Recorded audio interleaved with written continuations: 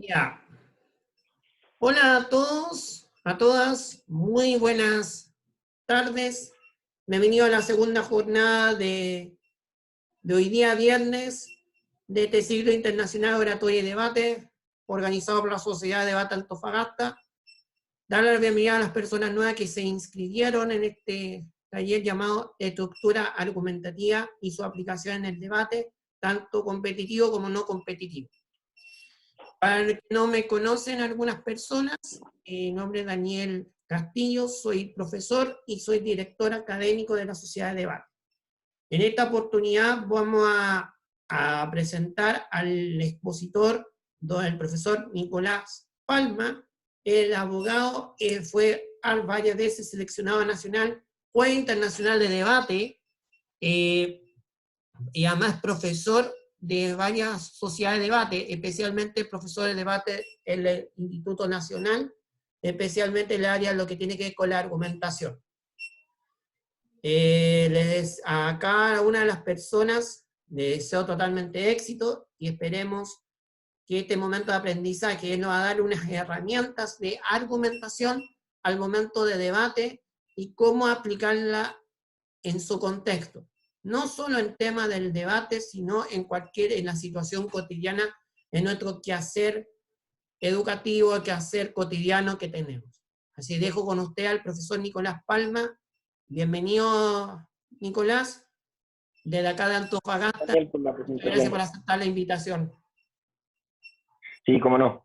Bueno, lo que vamos a estudiar hoy día va a ser estructura argumentativa, pero viendo que va a ser una clase quizá bastante cercana en función de quienes nos visitan, esperaría si pudiesen a lo mejor desactivar su micrófono o su cámara y presentarme quién es Bruno, quién es Andrés, Víctor, por ahí. Cuéntenme un poco y ya les cuento yo quién soy y qué es lo que vamos a hacer. Así conozco a mi público. Cuéntenme. ¿Son todos Antofagasta, imagino? No, son de diferentes partes. De Chile como en el extranjero. Ah, qué bueno. Sí. ¿Nadie quiere presentarse? Bueno, estamos tímidos, parece.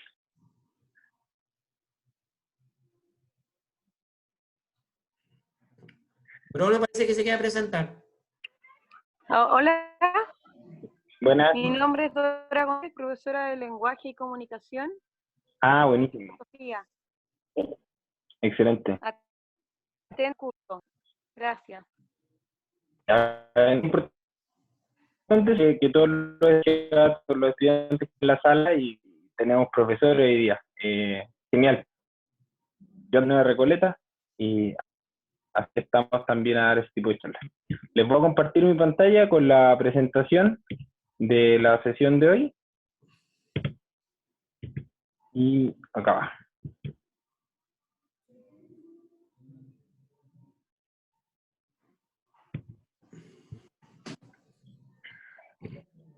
Estas estructuras argumentativas, ¿qué son y para qué sirven? El correo electrónico está ahí abajo, por si es que alguien necesita después la presentación. Debería haberlo puesto al final, quizás. Vamos por partes. Cuando nosotros hablamos de argumentación, hablamos en general de una técnica que nos permite intentar persuadir a otras personas a través de razones. Dentro del gran mundo de la argumentación, nosotros podríamos estudiar distintas cosas. Podríamos estudiar, por ejemplo, cómo se confecciona un argumento en su interior. Para eso estudiamos autores como Toulmin, por ejemplo, y estudiamos tesis, base, garantía, respaldo. Estudiamos a los clásicos y estudiamos que un argumento puede estar formado por dos premisas y una conclusión. Sabemos que los argumentos son inductivos y deductivos. Y así hay toda una gama de libros que cubren cómo nosotros estructuramos el argumento en sí mismo. Existen otras clases que nos enseñan a cómo refutar o cómo recusar argumentos y nos enseñan cómo oponernos a ideas de nuestra contraparte, ya sea en debate competitivo o en la vida real. Todo eso lo llamo yo contraargumentación y está en otro campo. No estoy estudiar ni la forma de un argumento ni cómo oponerme al argumento, sino que está sobre eso. Y es una técnica tanto para argumentar como para refutar. Y a eso responden las estructuras argumentativas.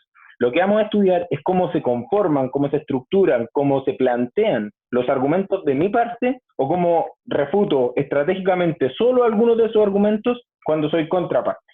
Si alguien tiene cualquier duda, cualquier inquietud, me avisa desde ya. Y lo primero que le voy a presentar es una cuestión que no tiene nada que ver con esta clase. O sea, si yo tuviese que hacer una clase de estructura argumentativa, no tendría que poner esta diapositiva, pero en tanto son para ustedes, o sea, son ustedes para mí un público nuevo, me tengo que presentar con esta lámina porque es lo primero que yo les presento a cualquiera de mis estudiantes en cualquier lugar donde voy a hacer clase. Y es una pequeña historia titulada Un elefante con cadena. Y tiene por función darle sentido a lo que nosotros vamos a hacer ahora. Muchos de nosotros vamos a clases de argumentación y practicamos argumentación, pero no sabemos muy bien por qué lo hacemos. O sea, es muy útil esto de persuadir gente, sí, yo lo entiendo, pero el para qué hacer las cosas es una pregunta que deberíamos hacernos frecuentemente. Y eso es el desarrollo del pensamiento crítico. Creo yo que estamos aquí, somos profesores de debate o somos estudiantes de argumentación para desarrollar una habilidad, que no es el argumentar por argumentar, sino que es el desarrollar la habilidad de pensar críticamente. Y para eso sirve justamente la argumentación como una herramienta más. La historia del elefante de la cadena cuenta simplemente es una historia que relata cómo va una niña con su padre al circo, en que había un elefante gigante atado a una cadena de ridícula. Me refiero que es ridícula en el sentido de que es una pequeña cadena, que no tenía sentido que un elefante tan grande pudiese estar atado a una cadena como esa. Entonces la niña, muy curiosa, le pregunta a su papá, bueno, papá, ¿cómo es esto posible? Y entonces el papá tampoco sabe cómo podría dar una explicación a algo como eso. Entonces le preguntan al dueño del circo. Y el dueño del circo le responde, bueno, es que lo que pasa es que ese elefante, cuando nació, le pusieron esa pequeña cadena. Y cuando el elefante nació, y sus primeros años de vida, la cadena era suficiente para detener al elefante. Entonces, cuando él creció, pensó que esa cadena era invencible, que lo ataba definitivamente, y ya cuando era grande, ni siquiera intentaba romperla. Y es por eso que hoy día el elefante está atado a esa cadena tan ridícula. Esto pasa muchas veces con nosotros. Nosotros a veces estamos atados a cadenas ridículas que provienen de sesgos, de la religión, de nuestros profesores, de nuestra familia, que nos atan por pensamientos que no necesariamente tienen sentido en nuestras vidas cuando adultos, pero que fueron inculcados muy claramente cuando éramos pequeños. El pensamiento crítico sirve para restarse de esas cadenas. Y ese es el sentido de hacer clases de argumentación. Lo que yo quiero es que ustedes, chicos, sean elefantes libres. Y es lo que transmito, es lo que enseño y es lo que espero que hagan después de asistir a una clase como esta. Vamos a lo que nos convoca. Argumentación y debate competitivo. La clase de hoy, si bien es de estructura argumentativa, también tiene que partir con otra lámina introductoria del todo necesaria, que se refiere a la carga de la prueba. O sea, la idea madre de todo esto es entender que en un debate cualquiera, ya sea formal o de la vida cotidiana, lo que nosotros hacemos es intentar demostrar que algo que decimos es verdad. Esa tarea, esa obligación que tenemos de demostrar la veracidad de lo que estamos diciendo, es la carga de la prueba. ¿Quién tiene la carga de la prueba entonces? El que afirma. El que niega no tiene ninguna carga. Si usted dice que debe legalizarse el aborto, bueno, usted tiene el deber de demostrar que debe legalizarse el aborto. Y el que se opone tiene que esperar simplemente que usted le dé razones. ¿Ya? Ese debate, aunque sea político, no necesita de que un negativo demuestre la veracidad de su afirmación, porque lo que se discute en verdad, o sea, lo que se discute en un debate, es justamente si es que algo que se ha dicho es verdadero o falso. La importancia de entender el concepto de carga de la prueba, y aquí insto a que nosotros estudiemos más de lo que yo pueda referirme en esta lámina, es que plantea qué es lo importante y qué no es lo importante en una discusión en concreto. ¿Ya? Va a poner los límites. Usted va a poder entender cuándo las definiciones que está utilizando en su discusión son o no son pertinentes. quien gana o no gana un debate está definido justamente por quién logra demostrar su carga de la prueba o quién evitó que la demostrara el oponente. De ahí, entonces, es importantísimo entender, bueno, cuál es mi carga de la prueba. Para eso, aconsejo yo que estudien una materia accesoria a esta clase, que podría ser, por ejemplo, tipos de tesis política, de hecho, valorativa, que nos enseñan que hay tipos de carga de prueba distintas en cada una de las afirmaciones que alguien podría llegar a decir. Dicho eso, con esta introducción quizás bastante larga, vamos a lo que sería como propio de esta clase. Nosotros sabemos que vamos entonces a argumentar algo. Vamos a crear argumentos que intenten satisfacer esta carga de prueba. Y lo van a hacer en la medida que nuestros argumentos sean, 1, aceptables, 2, relevantes, 3, suficientes. Esto es súper importante. ¿Qué quiere decir que un argumento sea aceptable? Quiere decir que está fundado, basado, construido a partir de premisas que son verosímiles, que son creíbles para el interlocutor. Usted dice algo y la otra persona entiende que lo que usted está diciendo, bueno, es creíble, ¿ya? No lo objeta por falta de veracidad de la premisa que lo compone. Segundo, ese razonamiento que usted acaba de entregarle debe ser relevante. ¿Relevante en función de qué? De la carga de la prueba, por lo que acabamos de decir. La carga de la prueba establece qué es lo importante y qué no es lo importante en un debate. Si yo tengo que demostrar que la marihuana es buena para la salud, me da lo mismo si es que tengo argumentos que, sobre si es que alguien la quiere o no la quiere legalizar, si es que al pueblo le importa o no le importa esta política, porque eso no determina si es buena o mala para la salud, ¿ya? Lo relevante va a ser el criterio definido sobre si es buena o no para la salud. Y ahí usted tendrá que entregar entonces información solo relevante en cuanto a la salud de las personas, ¿ya? No importa entonces lo que la gente quiera, que eso es, por ejemplo, útil en un debate si queremos que se legalice en el contexto de una república democrática, pero no determina en ningún sentido si es buena o no es buena. Tercero y último, este criterio de cómo deben ser nuestros argumentos, deben ser suficientes. Y esto es lo más importante de esta lámina. ¿Qué quiere decir que un argumento sea suficiente? Que son todos los argumentos necesarios para acreditar mi carga de prueba. Van a haber casos en que usted con un solo argumento logre acreditar su carga de la prueba, ¿ya? Van a haber otros casos en que necesiten más de un argumento. La suficiencia va entonces a evaluarse caso a caso. Va a haber momentos entonces que todos esos áreas son un solo elemento. Van a haber casos en que los elementos necesarios son más de uno, y son 2, 3, 4, 5, 10 elementos. Usted va a persuadir, va a convencer a su interlocutor en la medida de que entregue todos los elementos necesarios. Si entrega solo uno de ellos, usted va a dar un debate muy interesante, le van a decir que tiene razones entendibles, pero que aún así no van a hacer lo que le pide, ¿ya? Entonces yo para convencer tengo que alcanzar aquel criterio que se llama suficiencia, y la suficiencia la alcanzo con todos los elementos necesarios. Va a delimitar lo que nosotros vamos a entender entonces como estructuras argumentativas. Si alguien tiene una duda sobre la diferencia entre necesidad y suficiencia, me la puede hacer ahora porque cree que la tiene, o más adelante porque a lo mejor ahora cree entenderlo y más adelante no le suena tan bien en función de lo que vamos a avanzar. Las estructuras argumentativas, muchachos, son 5. Nicolás, Cuéntame. hay una pregunta que Dora, pero me gustaría que Dora abriera su micrófono también. Ya, ¿por qué yo no estoy viendo? A ver, salir de aquí, que voy a dejar el chat ahí. Sí, dice, se podría decir que la carga de pruebas son las justificaciones que uno da.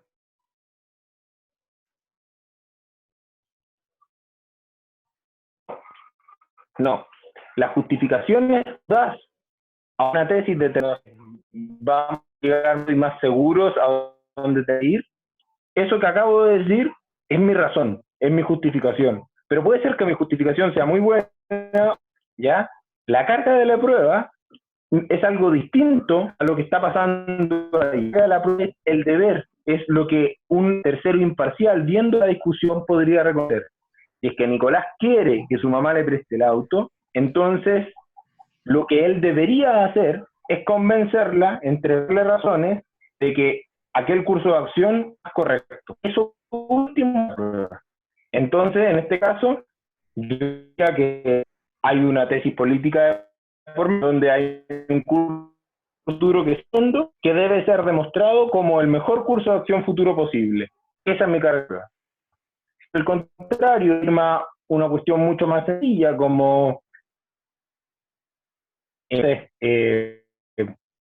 una afirmación de hecho, un curso de acción futura. Y yo, si quiero demostrar que no, que no hay ninguna deuda, tendré que estar simplemente con una cartilla, no sé, sacada de Equifax o ICO, que no existen deudas posibles. Entonces, en ese caso hay una tesis de hecho donde las cosas son o no. La carga de la prueba en ese caso es que efectivamente existen. La justificación que a ello podría ser, bueno, las pruebas que se dan, que tienen una cartilla de Equifax limpia o hay una cartilla de Equifax llena de deudas, etcétera. Entonces las justificaciones de la prueba no son lo mismo. Las justificaciones son tus argumentos. La carga de la prueba es el deber, la tarea, la opción que se te impone para demostrar que tu tesis es verdadera. ¿Cómo vas a lograr demostrar aquello? Esos son tus argumentos, las herramientas que te sirven para demostrar tu carga de la prueba. No,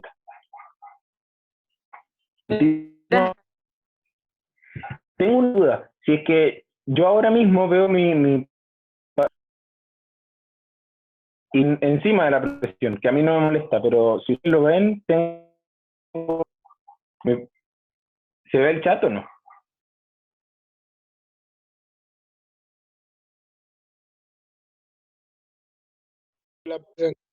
Ah, perfecto, ya, buenísimo.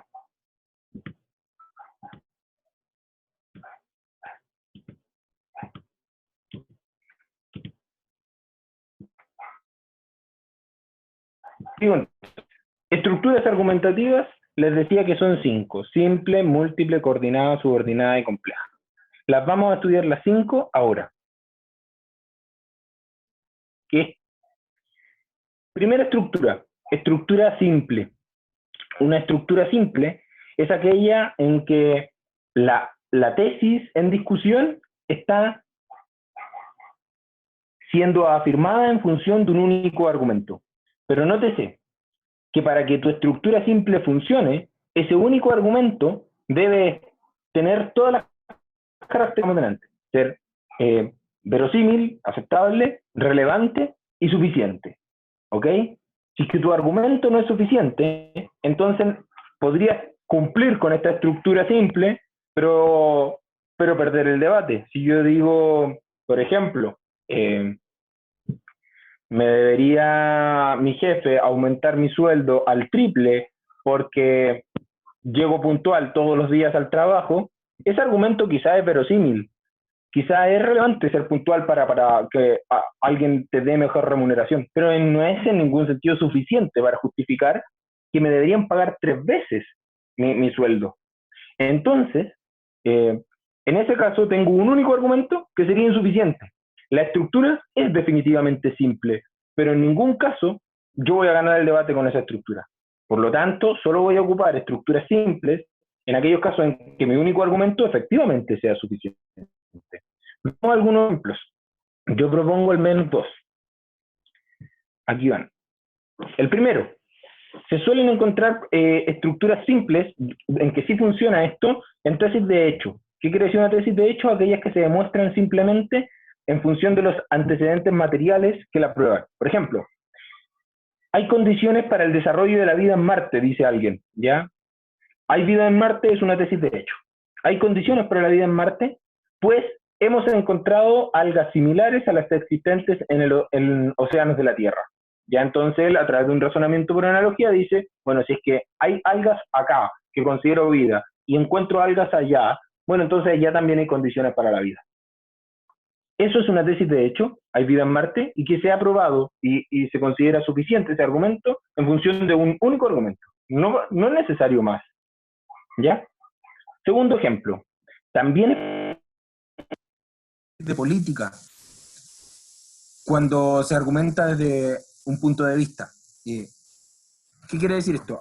Las tesis de política en general exigen que usted demuestre más de una razón. Por lo general, nunca son de estructura simple, porque requieren que usted demuestre, primero, la necesidad de cambiar el mundo, segundo, la idoneidad de su plan de acción, tercero, las bondades de ese plan de acción, en el sentido de que es proporcional, que trae más beneficios que costos. Pero hay veces en que usted podría encontrar ejemplos de tesis políticas que se prueban con un único argumento. Le traigo un ejemplo. Se debe legalizar la marihuana porque permitiría el tratamiento del dolor en enfermos crónicos, ya que contiene CBD, un poderoso tranquilizante natural.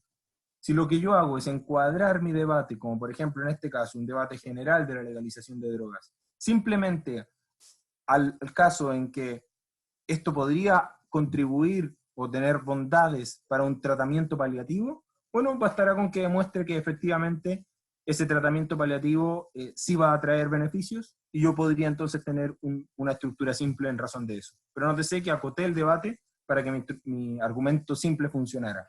Esto es una estrategia muy común. Hay algo muy grande que discutir, pero usted quiere tener una victoria frente a su contrincante, basta con que acote el debate y le dice, yo no te estoy diciendo todo eso, yo estoy diciendo solo esto acá. ¿Es verdad o no es verdad? Sí, es verdad. Ah, bueno, y me voy con mi verdad. Segunda posibilidad. Estructura múltiple. Y acá, más allá de mi mala forma en presentar quizás los dibujos, les cuento que hay un argumento en verde claro y un argumento en verde oscuro. Ambos diferenciados por dos líneas independientes que llegan a la tesis. Cada uno de estos argumentos es suficiente por sí solo. Lo que presenta una estructura múltiple será aquella en que se presentan dos o más argumentos, donde cada uno por sí solo puede demostrar la tesis. ¿Cuál es la implicancia de esto? Que si usted pierde por alguna casualidad alguno de sus argumentos, no pasa nada, porque cada uno de ellos es suficiente por sí solo para demostrar la tesis. Esta estructura naturalmente es preferible por sobre una estructura simple. Trabajemos con los mismos ejemplos. Hay vida en Marte, pues, uno, hemos encontrado algas en un lado del planeta, el mismo argumento que veíamos anterior, y dos, la presencia de oxígeno, hemos encontrado la presencia de oxígeno bajo su superficie. Por dos razones totalmente distintas yo llego a la misma conclusión. Bueno, razonamiento analógico, porque creo que las algas que funcionan acá, funcionan allá, entonces hay vida. O bien porque, bueno, hay condiciones para la vida, porque hay oxígeno acá, oxígeno allá, entonces hay condiciones para la vida también. Podrían no haber algas y haber oxígeno, y yo llegar igualmente a la conclusión, o al revés, ¿verdad? Estos dos razonamientos no son necesarios que se acumulen, simplemente cada uno funciona por sí solo. Eso es una estructura múltiple. Respecto del segundo ejemplo, lo mismo. Se debe legalizar la marihuana, uno, porque desde la perspectiva de la salud permitiría el tratamiento del dolor en enfermos crónicos, ya que contiene CBD, un poderoso tranquilizante natural. Y yo ahí construí todo un pilar argumentativo por el cual alguien me debería dar la razón. Pero también tengo un segundo pilar, porque si es que no le gusta ese, le presento otro. Y además, noten ustedes el conector que acumula aquí las dos ideas, además, porque desde una perspectiva de derechos políticos, nuestro ordenamiento jurídico ampara el ejercicio de la libertad de sus ciudadanos, sin que se comprenda por qué en este caso aquella libertad se restringe. Y yo vengo acá y pongo algo de derecho constitucional, y lo que les digo hoy, pero somos libres, se supone, y podemos hacer lo que queramos, dice la ley. Pero ¿por qué en este caso no puedo? Que alguien justifique y traslada la carga de la prueba. En vez de decir que usted tiene la carga de probar que tenemos que legalizar algo, yo traslado la carga de la prueba y le digo al otro, oiga, usted dígame por qué en este caso yo necesito justificar mi libertad si para todos los otros somos libres. Estos dos argumentos son del todo independientes, ¿ya? Una cosa va a ser el debate sobre las libertades de ese ciudadano, y otro debate distinto es si es que efectivamente esta planta tiene o no tiene CBD y va a permitir o no aliviar el dolor. Podría caer un argumento y el otro ganar el debate, o al revés, ¿ya? hago presente en esta lámina un detalle que quizás les puede servir, sobre todo a los profesores que están presentes. Miren cómo marqué los conectores para mis estudiantes, porque pongo la tesis, se debe legalizar la marihuana, y el primer conector, el por qué, lo subrayo, y después subrayo el segundo conector dentro del mismo argumento, ya que esto les permite a los estudiantes entender la diferencia entre lo que está primero, que sería la tesis, luego del por qué, la base de ese argumento, o premisa mayor, si usted lo quiere, luego el ya que, conector para la premisa menor, o garantía en ese argumento. En términos de Toulmin, aquí podríamos agregar luego de ese natural, o al final, las fuentes de información constituyendo el respaldo de ese argumento, y tendríamos un argumento completo, ¿verdad? ¿Cualquier duda, muchachos? Bienvenida es. Tercera estructura posible en la que podemos ordenar nuestras ideas. Estructura coordinada. Esto es mucho más común. La verdad es que no siempre somos capaces de construir argumentos que sea uno solo suficiente para probar la tesis. Mucho menos somos capaces de encontrar dos argumentos que por sí solos sean capaces de probar la tesis.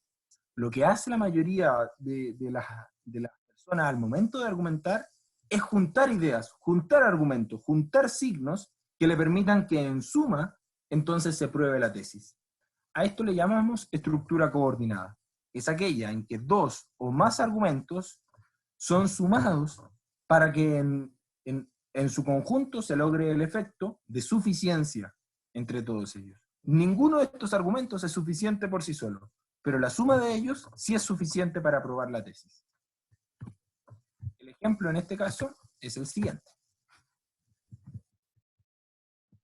Ingrid es la mujer con quien debo casarme, porque me derrite con su mirada, me consiente, me hace reír, es muy guapa, se lleva muy bien con mis amistades, cocina fenomenal y además es debatiente. Bueno, ¿qué más quieren? He dado 7 razones de por qué ella es la mujer perfecta para mi vida. ¿No les parece? Y aquí abro los micrófonos, cuéntenme qué pasaría, por favor, cuéntenme qué pasaría si alguno de estos argumentos no estuviese. ¿Qué pasaría si Ingrid en realidad no cocinara fenomenal? No sé, cuéntenme. Voy a dejar de compartir pantalla para verlos. Ahí, no sé, cuéntenme, don Víctor, don Douglas, cuéntenme, Bruno. ¿Qué pasaría si es que alguno de esos argumentos no estuviera?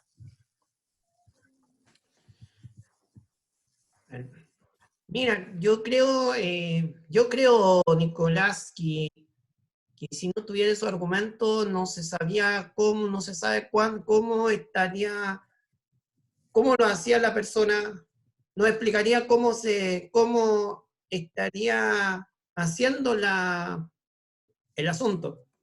No tendrían, en este caso, como dicen, no tendrían la credibilidad de cómo lograr tener el sustento. Lo pregunto mucho más concreto, Máster. Si es que ella no cocina fenomenal, ¿me caso o no me caso?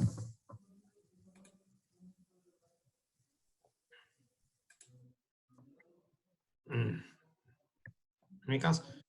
No considero mi caso, no me caso. Depende del contexto. Me derrite con su mirada, me consiente, me hace reír, es muy guapa, se lleva muy bien con mis amistades, es debatiente, pero no cocina bien. ¿Me caso o no me caso? Caso. Vamos, que el resto opine y desarrolle la idea, por favor. Ya. Le pido al resto de las personas que abran los micrófonos para que puedan hablar. Don Douglas. Alguien nos habló, a ver, por chat parece. Con Chablo, sí. No tendría credibilidad, dijo Douglas.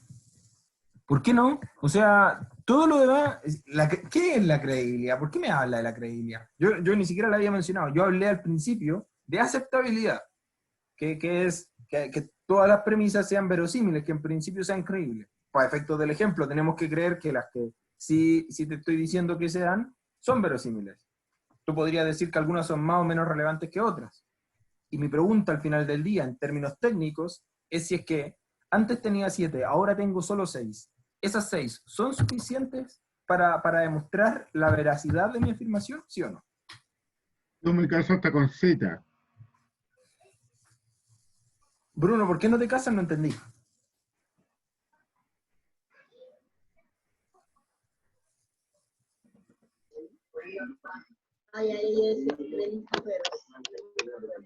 Tania, cuéntame. Bueno, acabo de entrar. ¿Sí? No, me mandaron el enlace para conectarme, entonces estoy aquí, acabo de entrar.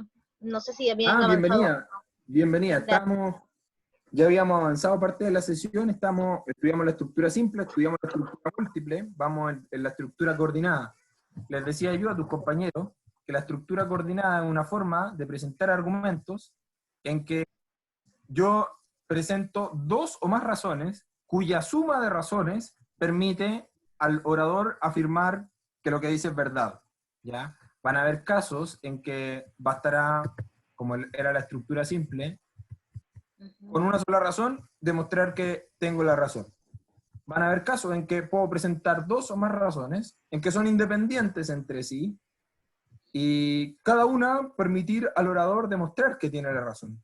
En esos casos, si es que pierde una porque algo pasa, yo le diría, no pasa nada. O sea, si usted pierde un argumento, pero el otro sigue funcionando, perfecto, ¿ya? Porque es suficiente cada uno por sí solo para demostrar la veracidad de la afirmación. Estamos ahora en el tercer caso, que es la estructura coordinada. Y esta era la pregunta.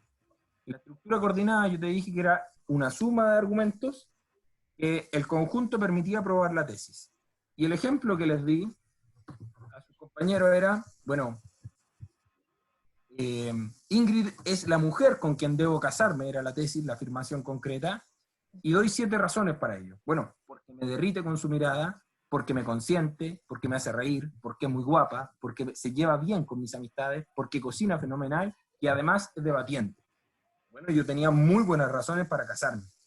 Y el caso complejo, y el que yo le estoy pidiendo a sus compañeros que reflexionen es, bueno, ¿qué pasa si se cae una? Si hay una de estas razones que no es verdad, que no funcionó, que la derribaron.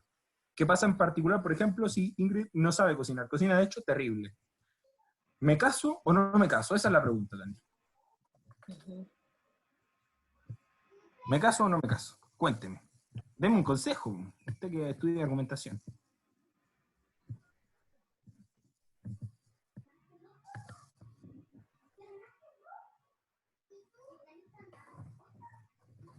A ver, ahora me quedó clara la pregunta.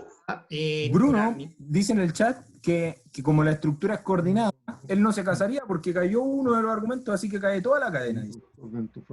¿Qué piensan ustedes? Vamos. Profe, Dígame. pero es que yo opino que es como un ejemplo muy subjetivo, entonces el que da esos argumentos es en base a su experiencia. Nosotros, como no conocemos a esa persona que está hablando de Ingrid, si bien podemos decir que sus argumentos para nosotros no son suficientes para que él se case, y no sé, eso es lo que yo pienso y por eso no sé, yo diría que, por lo menos con el ejemplo de que cocina terrible, yo igual no me casaría, porque es una persona que no conozco para nada, entonces no por eso le puse que no le veo la credibilidad a sus argumentos, porque no los conozco.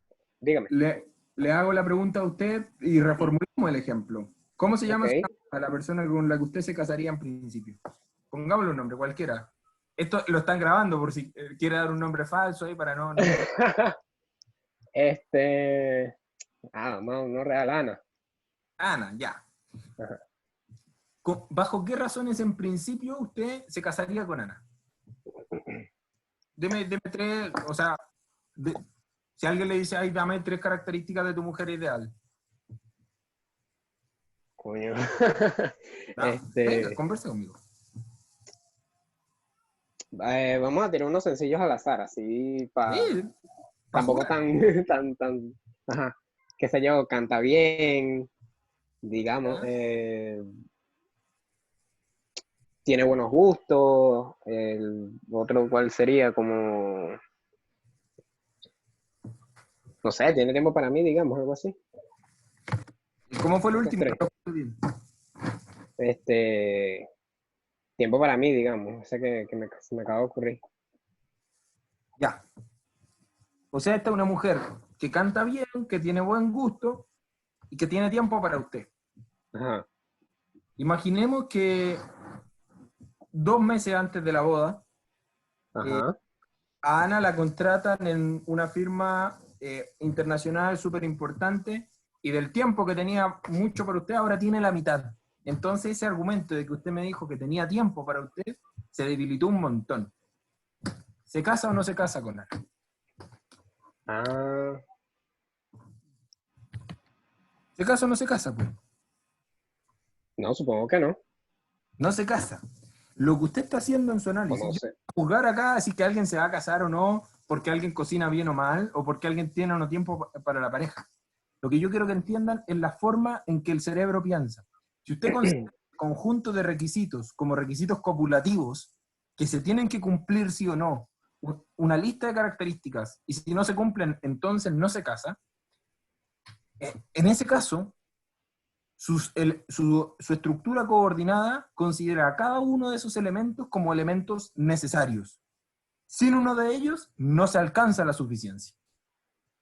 Existe en paralelo a ese tipo de estructuras coordinadas otro tipo de estructuras coordinadas, donde la suma de elementos me permite a mí reafirmar mi tesis, pero no necesariamente cada uno de ellos es del todo necesario y podría ser suplido por otro. Yo, por ejemplo, en este caso, a mi lista de 7 argumentos, podría reemplazar que a lo mejor no cocina fenomenal, pero como octavo argumento, podría decirle que acaba de recibir una herencia y ahora Ingrid es millonaria. Para ciertas personas, eso podría ser tan importante para casarse.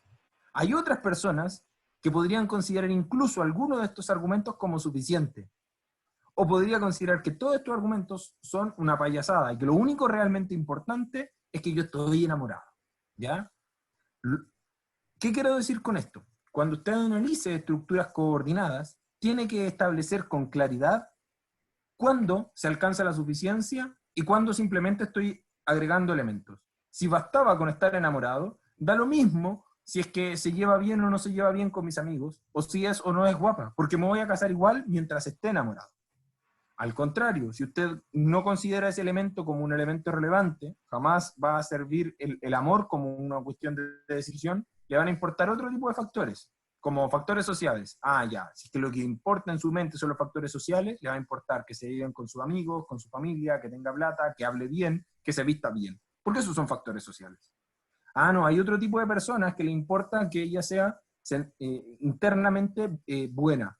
Entonces, ahí la lista de características que usted tendrá que dar es que, bueno, es que es tierna, cariñosa, me regalonea, me hace cositas ricas, tiene tiempo para mí, como usted dijo, ese tipo de cosas. Y note usted que la lista va cambiando, pero alguien por ahí me dijo hace poco que esto era un poco subjetivo.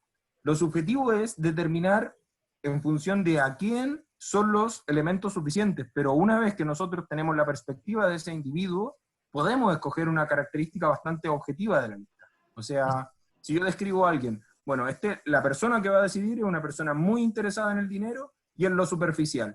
¿Qué lista de características de usted? Da lo mismo si está o no está enamorado, ¿ya? Y da lo mismo si cocina o no bien, si es que tiene la lista que consideramos suficiente.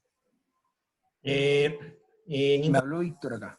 Cuéntame, Daniel. Nicolás, mira, yo, mira, si bien es cierto lo que dicen los chiquillos acá, yo creo que si por un componente que falte, igual para mi parecer, estaría dando, igual tenía más pretexto para para casarme con la Ingrid, porque dice, si no cocina fenomenal, el remedial puede hacer, bueno, intentarán al momento que llevan casados, que eso es solucionable. Naturalmente.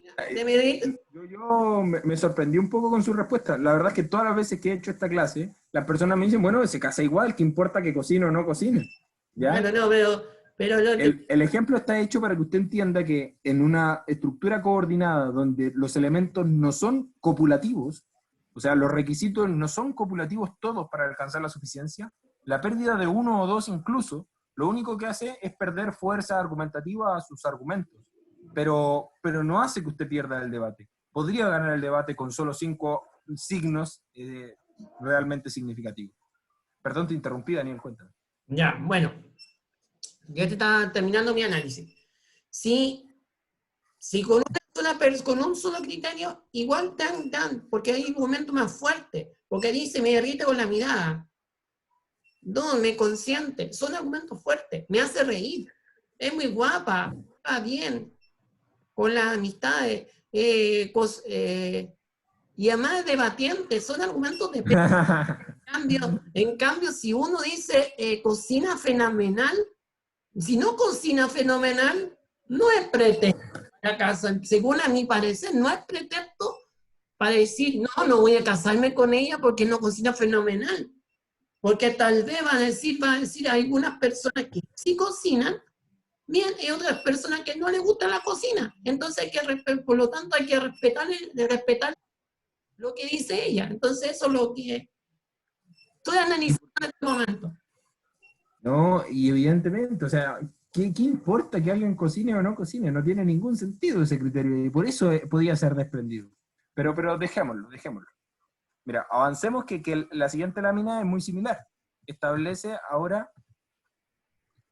la refutación de un amigo a este mismo muchacho y le diría, bueno, ¿sabes qué? En realidad yo considero que definitivamente no te debes casar con Ingrid. No por cocinar o no cocinar, sino que le entrega un razonamiento en contra y le dice, no te debes casar con Ingrid porque es segunda vez que te engaña, porque tú no soportas a su familia, porque no comparten ninguno de sus pasatiempos juntos, y aunque ahora es guapa, ya pronto la edad hará su trabajo. En este caso, le entregó signos diferentes, solo impugnó algunos de los que nosotros dábamos. Recordemos que nosotros dijimos, Ingrid es guapa, y él contraargumenta y dice, bueno, pero va a dejar de ser guapa. Y además tengo estos otros 3 argumentos que me hacen pensar que Ingrid no es una buena mujer para ti.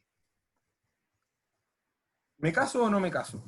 Tengo ahora 7 razones positivas y 4 razones por las que quizás no debería casarme. Lo escucho, pues vamos. Una decisión importante, un amigo llega acá triste, acongojado, les pide una cerveza, les cuenta su problema, ustedes le exponen ciertas razones y llega un árbitro. ¿Qué hace este árbitro? ¿Qué tenemos que aconsejarle a este muchacho? ¿Se casa o no se casa?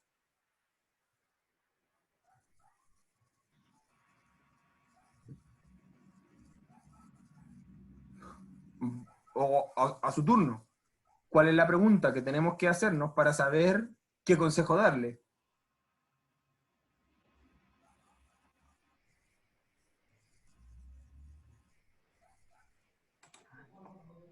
A ver, bueno, ya que no opinan, voy a hablar yo. A ver, según lo que dice acá, dice, en la segunda vez que te engaña, no soporta a su familia, no comparte ninguno de los pasatiempos, aunque ahora es guapa, ya pronto la edad hará su trabajo.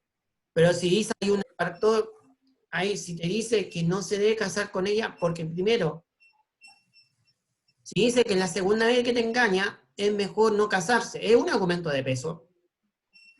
Es un argumento de peso considerable porque te está engañando con otra persona.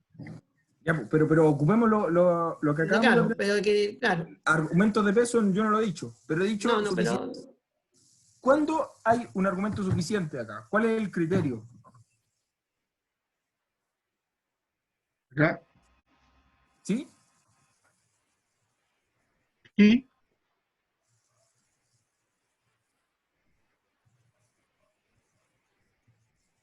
¿Puedo?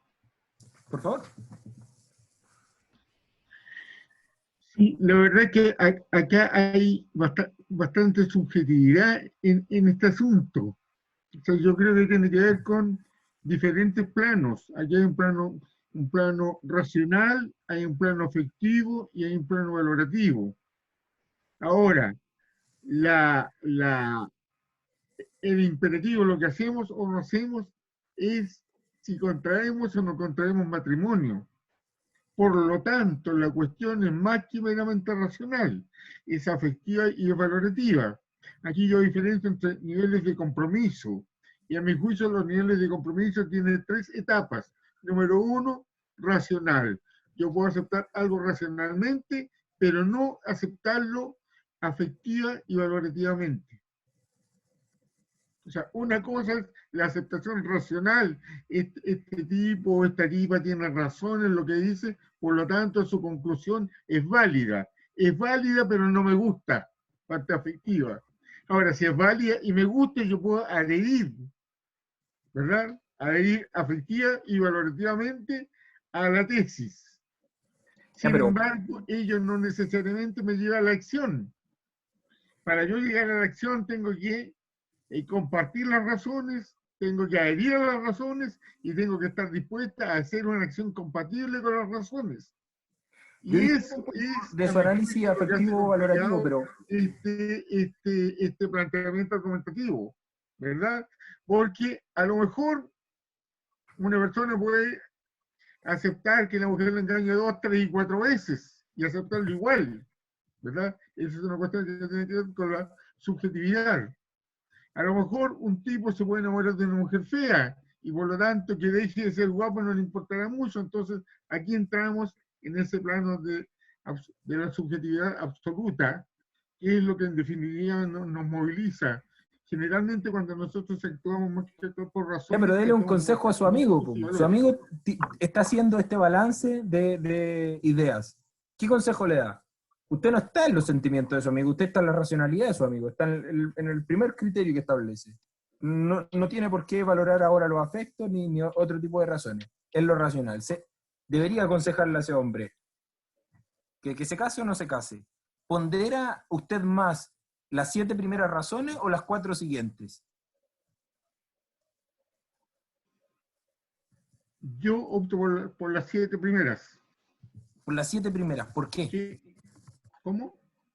¿Por qué cree que debería casarse por esas primeras 7 razones y las valora más que las 4 en contra que le siguen? Sí. Le estoy preguntando por qué considera más importante las primeras 7 que las segundas 4. Porque son propositivas, y al ser propositivas, impelen, ¿cierto?, a asumir el compromiso. Cabe decir, las segundas, esas ser negativas, son soportables para una persona, concretamente para esta persona que no conozco, a lo mejor puede superar, ¿cierto?, esas objeciones. Yo supongo que si está entusiasmado por las 7 primeras razones, va a tolerar estas objeciones y las va a saltar. ¿Y usted quiere que uno siempre cuando asume una persona una que lo decisión engañe? y se compromete, uno está evaluando pros y contras.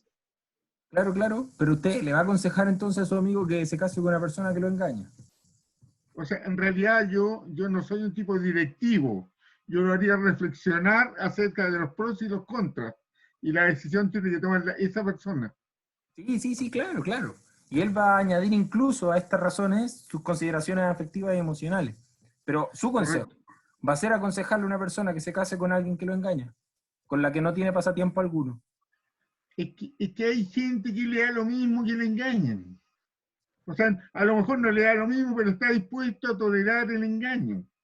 ¿Ya? Bueno, como estamos en una cultura machista, ¿cierto? El hombre se estila que engañe más que la mujer, pero últimamente la mujer está engañando tanto como el hombre o más. Ya, pero entonces lo consideramos bueno y lo vamos a aceptar así porque me sucede. Claro. No, pues.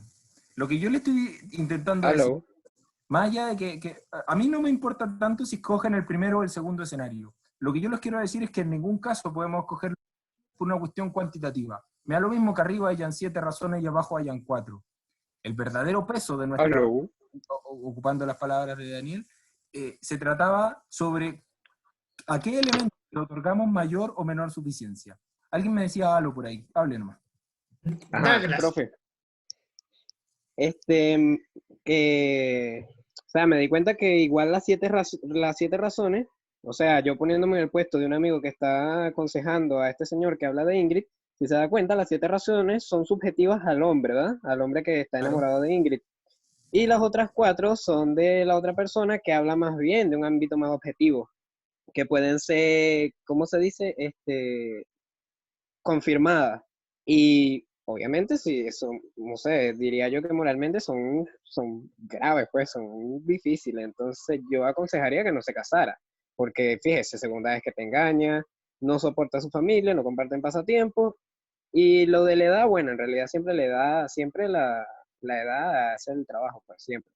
pero las demás sí son como crudas, pues, por decirlo de alguna manera. Entonces yo por lo menos en el puesto, yo aconsejaría que no lo hiciera. Gracias, Douglas. O sea, ese análisis es justamente el que aspiro a que hagan, como poder ponderar las razones en función de consideración objetiva. Porque claro, ahora evidentemente este ejemplo, para ser un poco polémico, está mediado por la afectividad.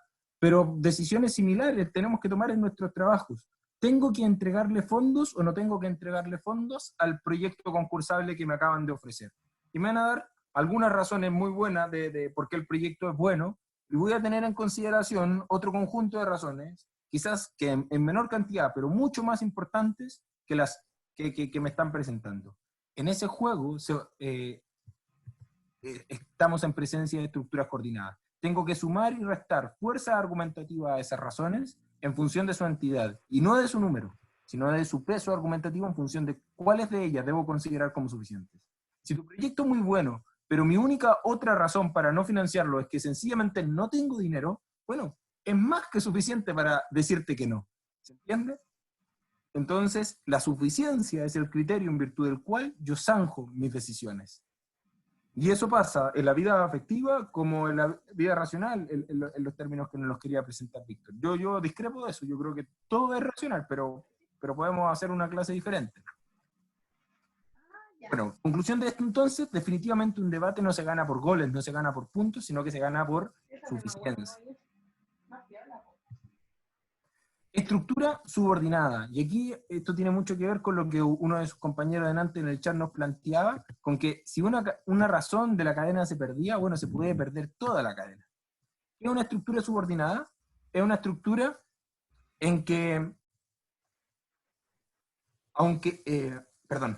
es una estructura en la que tengo un argumento principal que prueba la tesis, pero ese argumento a su vez requiere un segundo argumento que llamamos argumento subordinado para permitirle alcanzar la aceptabilidad que requiere. O sea, sin el argumento subordinado, el argumento principal se vería cuestionado, ya carece de credibilidad.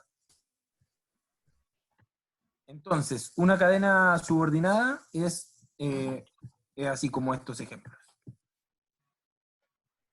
Planteo acá un ejemplo bastante duro de un ecogenocida, ya planteado para el escenario coronavirus 2020. Diría el ejemplo así: tesis, se deben alzar las medidas de cuarentena obligatoria y las personas deben volver a sus rutinas. 1, porque con ello se producirían más contagios por coronavirus, ya que habría más contacto entre la gente. Si el razonamiento queda hasta ahí, las personas le dicen, pero ¿cómo? ¿Cómo usted va a propiciar más contagios? Eso no tiene ningún sentido.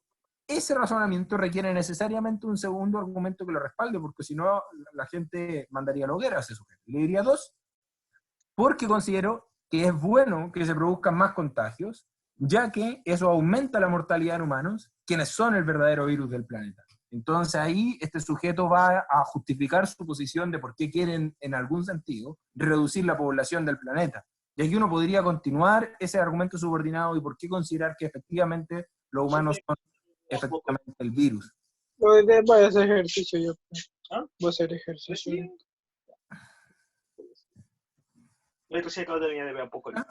Con argumentos principales inverosímiles, con total claridad, ¿verdad? Eso es lo que acabamos de ver. Pero también se puede desarrollar con otro tipo de argumentos. En debate competitivo, si es lo que ustedes pretenden dedicarse, esto en Europa hoy día se conoce como impactos, ¿ya? Yo tomo un argumento que es mi argumento principal, por ejemplo, considerar que una medida es, qué sé yo, eficiente, y luego esa eficiencia la justifico en función de argumentos subordinados. Es eficiente porque genera una reducción de costos. Es más eficiente porque disminuye el error posible. Es más eficiente porque aumenta la efectividad de las medidas, ¿ya? Entonces, todos estos nuevos impactos son subordinaciones a un argumento principal que me conducen a, porque creer que es más eficiente una medida, a aprobarla como política pública. ¿Hay dudas sobre el argumento subordinado? Es un poco más complejo, pero opera como cadena argumentativa. Noten ustedes que antes en la cadena coordinada, los argumentos se posicionaban uno al lado del otro. Yo estoy sumando signos. En la cadena subordinada, los nuevos argumentos no suman en función de la tesis, sino que suman en función de apoyar la credibilidad de mi argumento principal. ¿Qué hemos aprendido hoy entonces?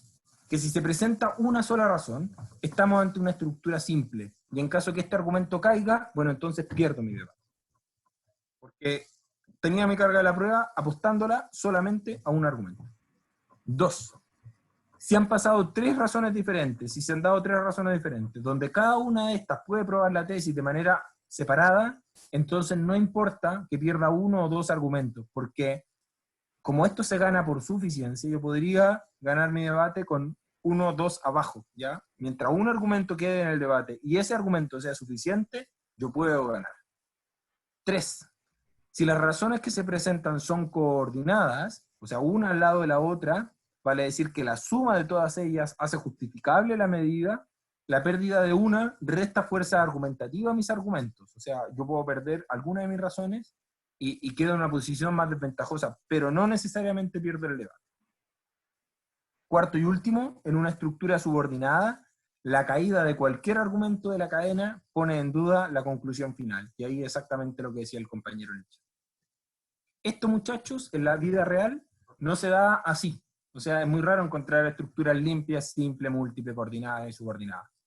La mayoría de los casos se presentan como estructuras complejas. Y ahí usted tiene que reconocer dentro del gran discurso del interlocutor, bueno, qué es lo que nos acaba de decir. Y puede ser que tenga, por ejemplo, una estructura subordinada como primera línea argumentativa, un argumento solo, como si fuese estructura simple, una estructura coordinada abajo, como tercera línea argumentativa, e incluso alguno de esos argumentos coordinados podría tener una subordinación. Esto es un ejemplo de estructura compleja. La estructura compleja va a ir variando en función del discurso que usted esté escuchando. ¿Cuáles son mis consejos en general a la luz de este conocimiento de estructura argumentativa? Bueno, que usted siempre construya sus argumentos con una línea argumentativa de principios o valores. Siempre va a haber un argumento de justicia, de igualdad, de libertad, de seguridad, que pueda introducir como uno de sus argumentos que le permitan generar una línea argumentativa nueva. Creo yo que la mejor estrategia es presentar siempre líneas argumentativas múltiples. Entonces, mi argumento de principio va por un lado y mi argumento de efectos o consecuencias prácticas va por otro. Y cada uno podría ganar el debate por mí de manera separada. A su turno, mi segundo consejo es que este argumento de consecuencias siempre tenga en cuenta que costos se aumentan o se reducen. Ahorros, ¿se producen o no se producen? Incentivos, ¿a quién? ¿Para quién? ¿Hay incentivos de mejora? ¿Hay incentivos para hacer las cosas bien? ¿Hay incentivos perversos para hacer las cosas mal? ¿Hay perjudicados con esta medida? ¿Esos perjudicados son perjudicados individuales? ¿Son colectivos? ¿Es un grupo de personas afectadas? ¿Hay ganadores? También, ¿son individuales o colectivos? Esta idea de perjudicados y ganadores se conoce como stakeholders, que son, bueno, ¿quiénes son los actores involucrados en la medida? Hay una minera que quiere producir X cosa. Bueno, ¿quiénes ganan y quiénes pierden? ¿Qué factores están involucrados? La minera, la población de ese conjunto que podría haberse beneficiado o perjudicada, la población general a la que le podrían llegar los recursos, y así. Las autoridades locales, las autoridades a nivel país, y en general usted debería estudiar a todos los actores posibles. Esta sesión debiese terminar acá. Solo me refiero a una última idea con que podrían mejorar sus discursos. En términos generales, ya no a nivel de estructura argumentativa, los insto siempre a mejorar sus discursos de directiva de un lema, y que sus discursos puedan contar quizá una historia o ponerle un nombre adecuado a sus discursos de manera tal que puedan ser recordados con facilidad por la audiencia. En este caso, cuando yo hablo de estructuras argumentativas, se las enumero y les pongo 5 estructuras: simple, múltiple, coordinada, subordinada y compleja. Y así nos tenemos que aprender las cosas. Hacia el final, un dato que ustedes saben que podría ayudar a dotar de mayor credibilidad a sus argumentos. Nosotros tenemos que procurar que nuestros argumentos sean aceptables, relevantes y suficientes. Y esta caracterización se logra de mejor manera en tanto ustedes puedan añadir algo que los diferencia de cualquier otro argumentador dentro de la misma sala. Poder entregar un dato histórico, un dato económico, que es lo que seguramente va a marcar la diferencia entre ustedes y el equipo que esté al frente. Bueno, y ahí termina la presentación. si hay dudas, las podemos resolver ahora. Muchas gracias, Nicolás. Invito a todas las personas que puedan hacer preguntas, consultas al profesor. Se abren los micrófonos para las personas que quieran participar.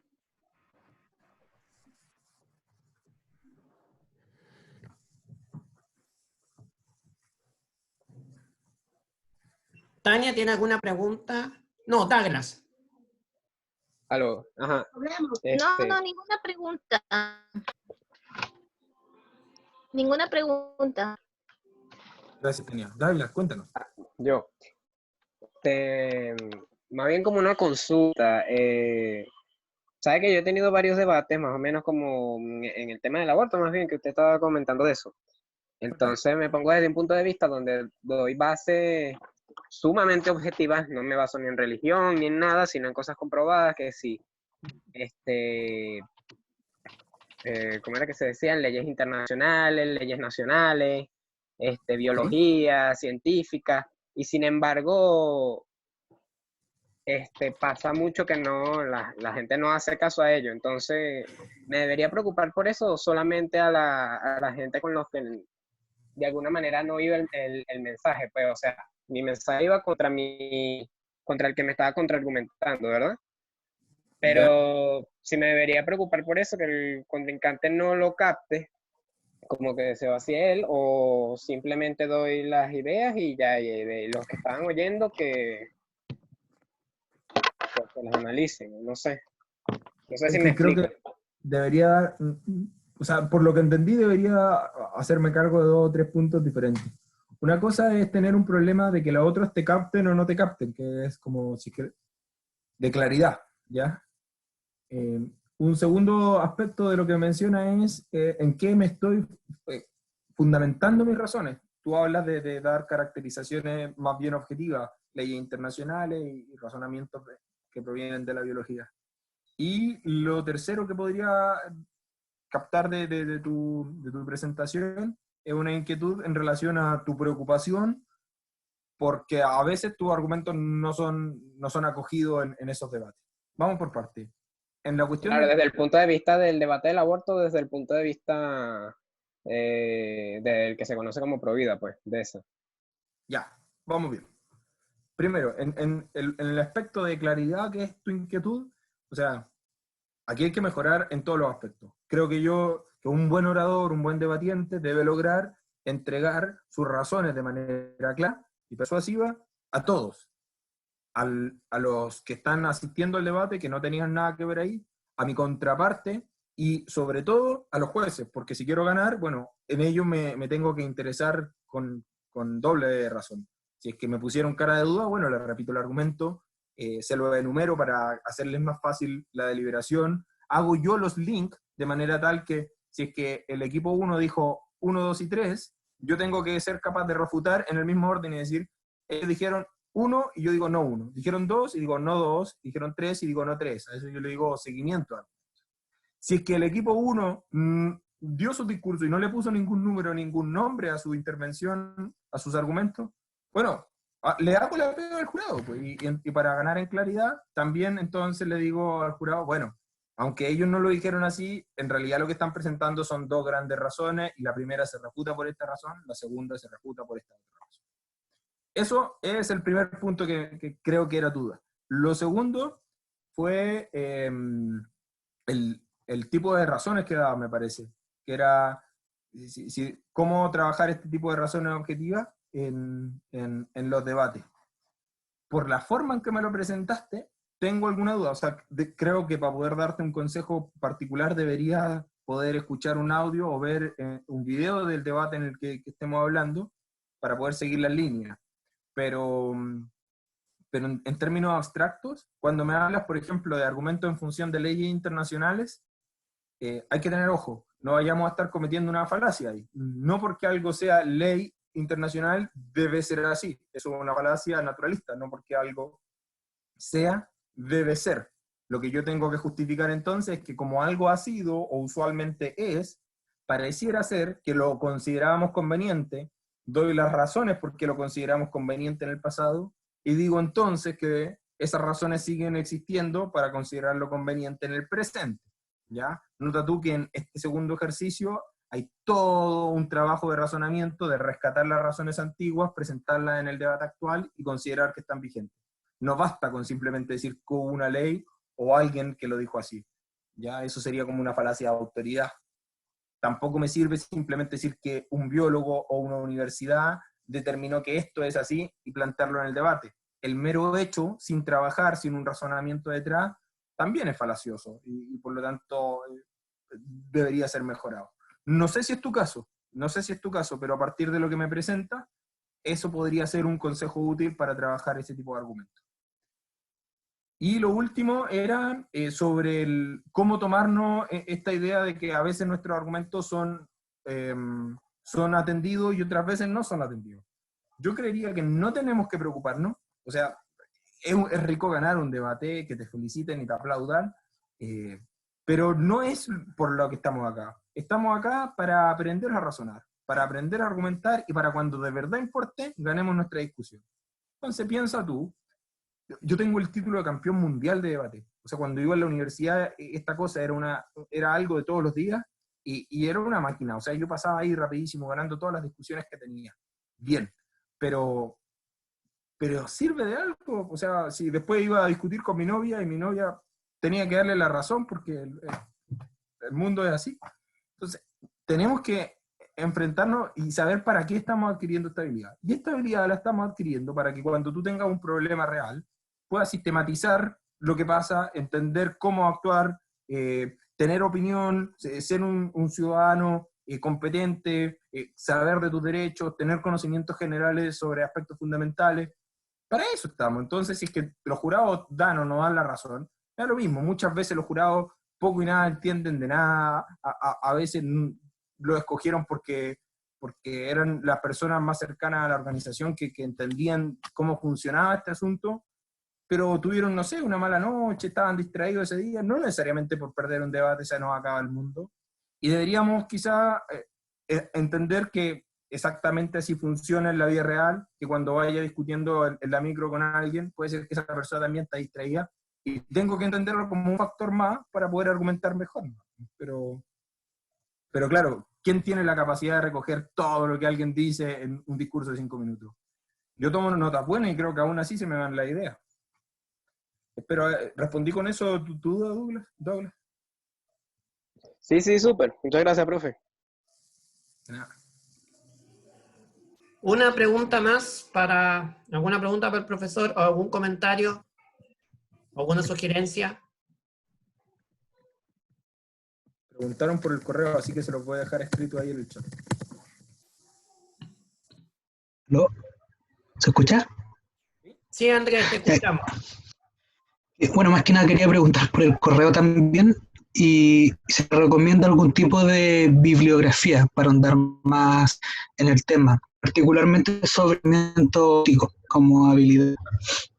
Yo hoy día estoy recomendando dos cosas. En pensamiento crítico, yo creo que la tendencia está en que estudiemos sesgos cognitivos. Entonces, lo que yo estaba leyendo, bueno, pueden leer papers cortos, pero hay un libro que los tiene la mayoría, que eso se llama Pensar rápido, pensar despacio, que es un bestseller, lo van a encontrar en cualquier librería, podrían incluso encontrar el PDF descargable, un poco larguito, sí, tiene como 400 páginas, pero es por capítulo y cada capítulo es bastante corto y te explica un sesgo cognitivo.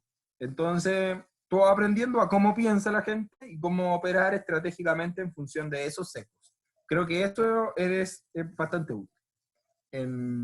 ¿Qué más? En pensamiento crítico en particular, no, el resto es ejercicio, y el ejercicio del debate propiamente tal es poderosísimo.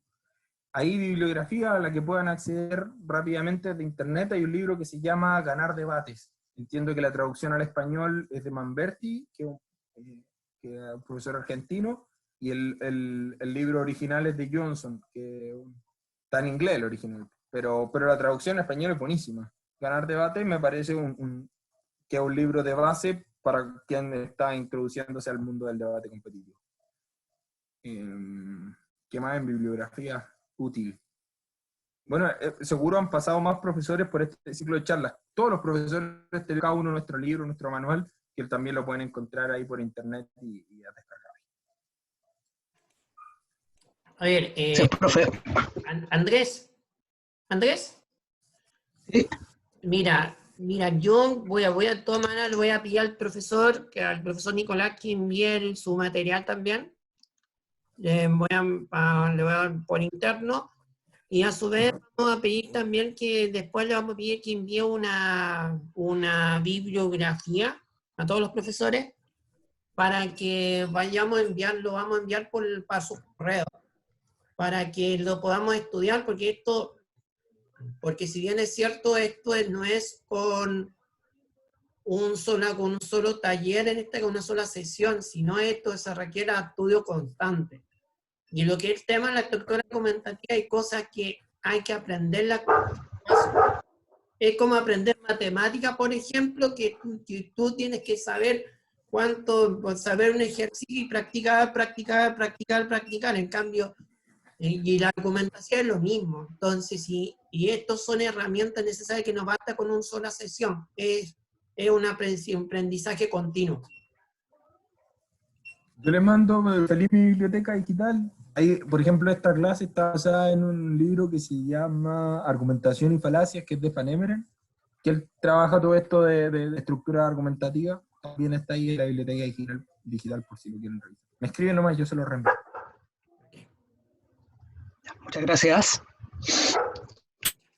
¿Otra pregunta más? ¿Algún comentario, pregunta para finalizar el taller?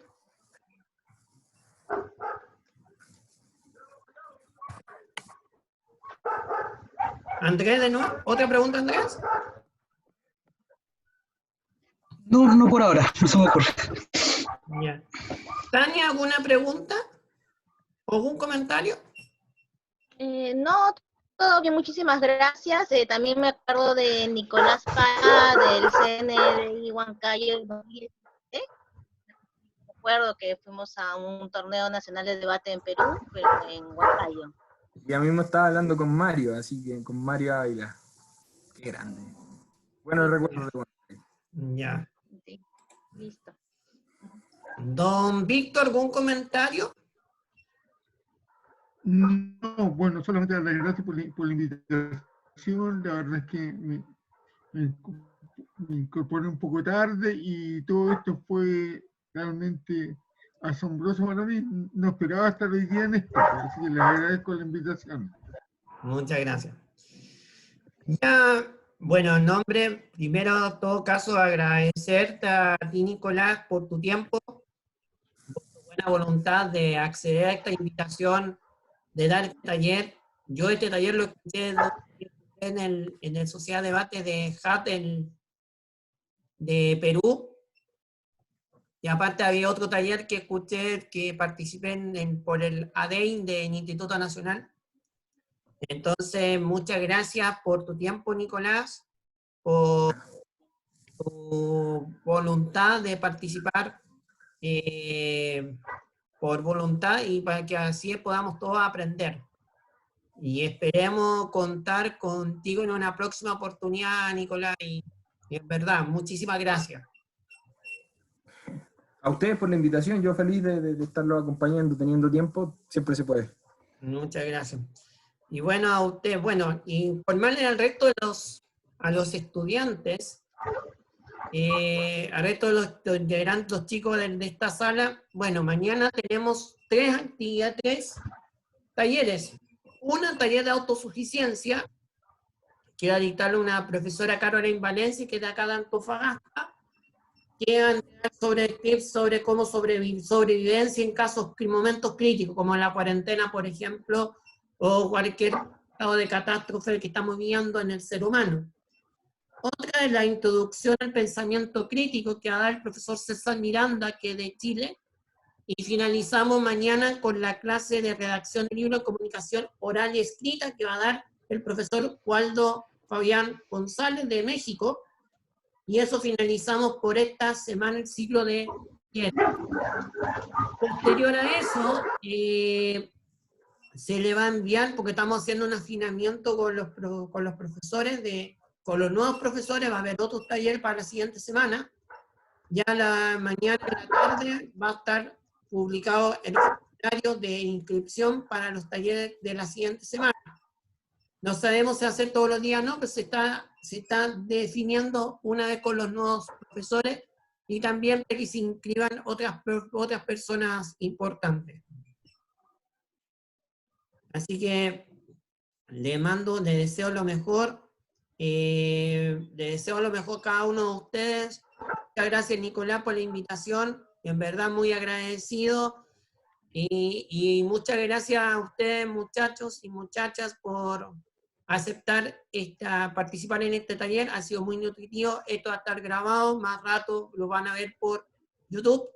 Ahí por las redes sociales lo van a ver las clases. De hecho, todas las clases están en la página de YouTube Sociedad de Debate Antofagasta, donde ustedes lo van a encontrar, lo pueden ver y lo pueden compartir con sus conocidos, para que vean cómo es, cómo se está funcionando esto.